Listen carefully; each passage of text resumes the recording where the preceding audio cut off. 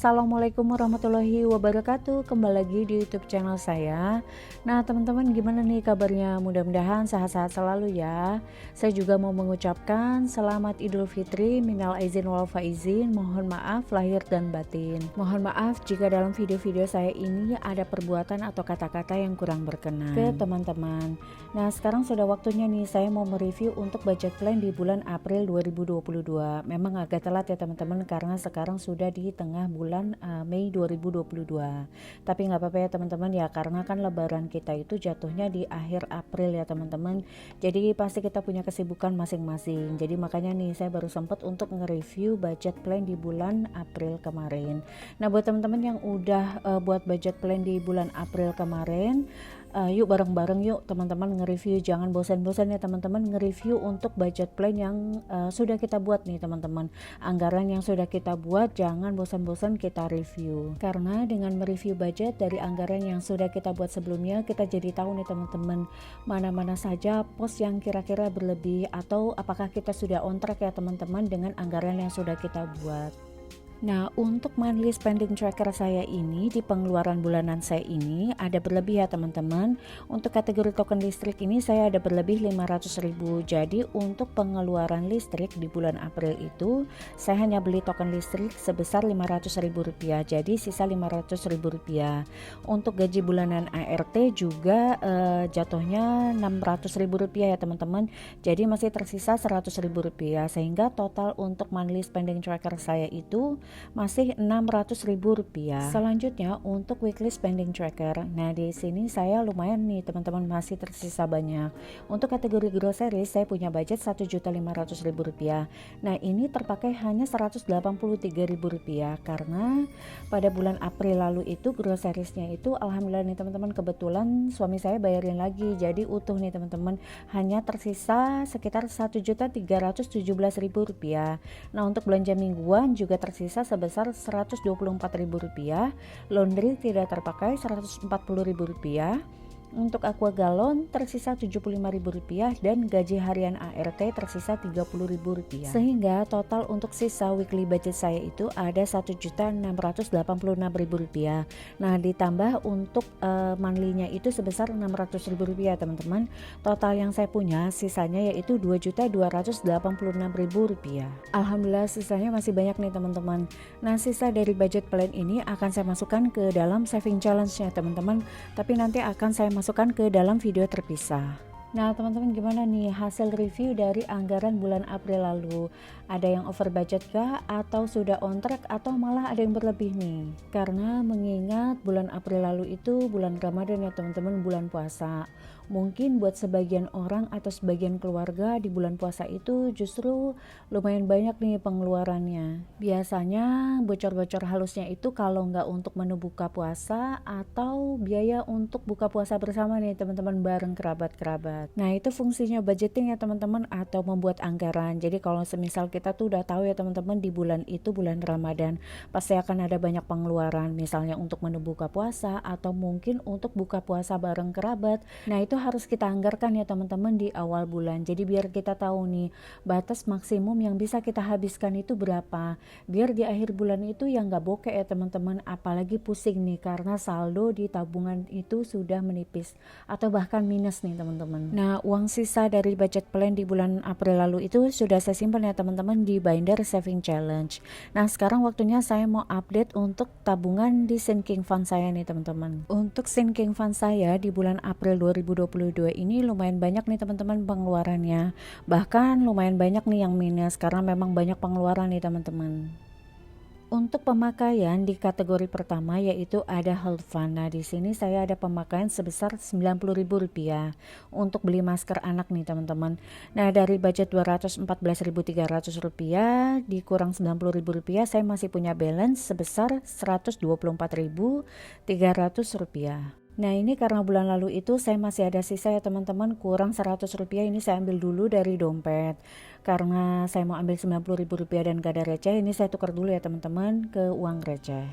Nah, selanjutnya uang yang sudah saya tarik ini akan saya kembalikan ke rekening ya teman-teman. Jadi biasanya cara saya berbelanja di luar dari pengeluaran bulanan atau pengeluaran mingguan nih teman-teman. Saya setorkan sejumlah uang ke e-money. Misalnya nih, saya setorkan bulan ini sekitar 1 juta rupiah ke ShopeePay. Nah, dari situ biasanya misalnya nih ada pengeluaran seperti health fund atau ada kebutuhan online groceries. Nah, itu nanti tinggal saya belanjakan dari e-money tersebut. Untuk kategori selanjutnya, saya ada pengeluaran di self care fund. Nah, di sini saya ada pembelian serum nih teman-teman sebesar Rp871.000. Nah, karena saya cuma punya budget nih Rp700.000, jadi minus nih teman-teman Rp170.000.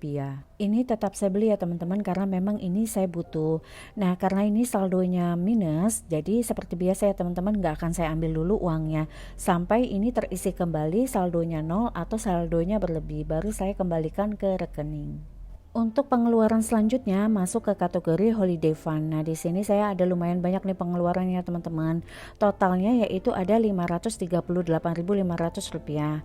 Nah, karena sebelumnya saya punya budget Rp1.035.000, jadi sisa balance-nya saya masih punya sekitar Rp496.000. Nah, untuk pengeluaran di kategori holiday fund ini sebenarnya saya banyak beli kebutuhan untuk traveling ya teman-teman. Jadi kebetulan untuk beberapa bulan ke depan insya Allah nanti saya akan traveling. Alhamdulillah kan pandemi sudah makin mereda ya teman-teman, dan border sudah mulai dibuka. Jadi ya saya cicil aja ya teman-teman untuk keperluan atau kebutuhan traveling nanti. Misalnya seperti paspor cover. Jadi kebetulan paspor cover saya karetnya udah agak-agak rusak nih teman-teman. Jadi udah agak-agak melar gitu. Nah, itu saya beli lagi. Terus misalnya seperti travel bag atau travel pouch, ya pokoknya yang terkait dengan traveling. Nah, jadi memang sinking fund untuk holiday fund ini memang saya peruntukkan untuk kebutuhan perintilan-perintilan ya teman-teman terkait traveling. Nah, selanjutnya untuk misalnya nih seperti flight ticket atau untuk biaya hidup di sana pada saat saya traveling, nah itu saya sudah punya tabungan sendiri ya teman-teman, sudah saya pisahkan. Nah, buat teman-teman yang penasaran gimana cara saya mengatur tabungan untuk traveling dan juga mengatur budget nih untuk persiapan traveling, insya Allah nanti saya akan buatkan video terpisah ya teman-teman, karena udah cukup banyak nih teman-teman yang request untuk dibuatkan video budget travel. Jadi sekaligus menjawab pertanyaan teman-teman ya. Jadi ada beberapa teman-teman yang nanya, memangnya biasanya saya pergi kemana sih sampai bawa-bawa paspor gitu. Nah, sebenarnya kalau kita tahu triknya nih teman-teman, sebenarnya traveling ke luar negeri itu nggak semahal seperti yang kita bayangkan ya teman-teman, asal kita tahu tips and triknya. Nah, insya Allah nanti akan saya buatkan di video terpisah ya teman-teman mengenai budget travel. Nah, ini uangnya sudah saya tukar ya teman-teman, saya ambil recehnya Rp538.500, sehingga balance yang tersisa untuk holiday fund ini saya masih punya Rp496.500. Untuk pengeluaran di kategori selanjutnya yaitu Corsa Kanwil. Nah, di sini saya ada over budget banget nih teman-teman. Saya punya budget sebelumnya yaitu Rp600.000 karena memang bulan ini banyak pengeluaran ya teman-teman. Jadi kebetulan banyak teman-teman saya di organisasi ini mutasi suaminya ya teman-teman. Jadi memang harus keluar banyak, yaitu sebesar Rp1.100.000, sehingga saya punya minus nih teman-teman sebesar Rp500.000. Nah, seperti biasa ya teman-teman, ini nggak akan saya ambil dulu uangnya sampai saldonya nol atau normal kembali. Kategori selanjutnya saya ada pengeluaran di online groceries. Nah, di sini saya punya pengeluaran sebesar Rp126.500. Budget yang saya punya sebelumnya yaitu punya Rp108.000, sehingga minusnya ini ada minus Rp18.500. Untuk kategori selanjutnya saya punya pengeluaran di miscellaneous fund. Di sini terpakai Rp38.000. Nah, budget yang saya punya sebelumnya Rp113.500. Jadi balance-nya masih positif ya teman-teman. Saya masih punya Rp75.500.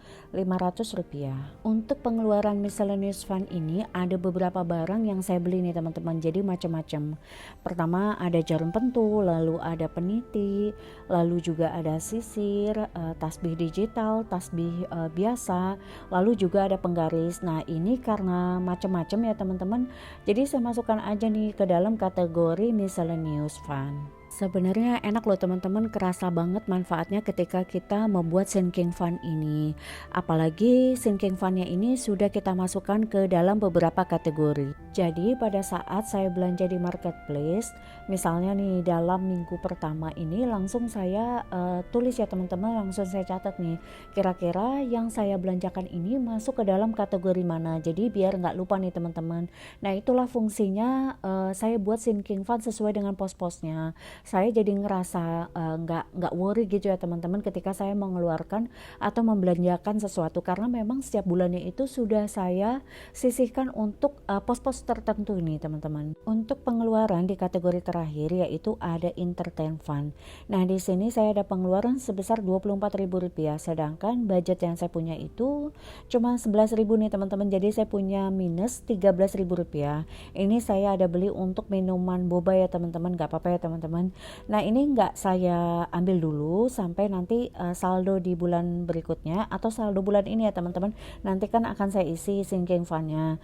Nanti kalau misalkan sinking fundnya ini saldonya sudah normal atau nol, baru akan saya tarik kembali dan saya akan kembalikan ke rekening saya.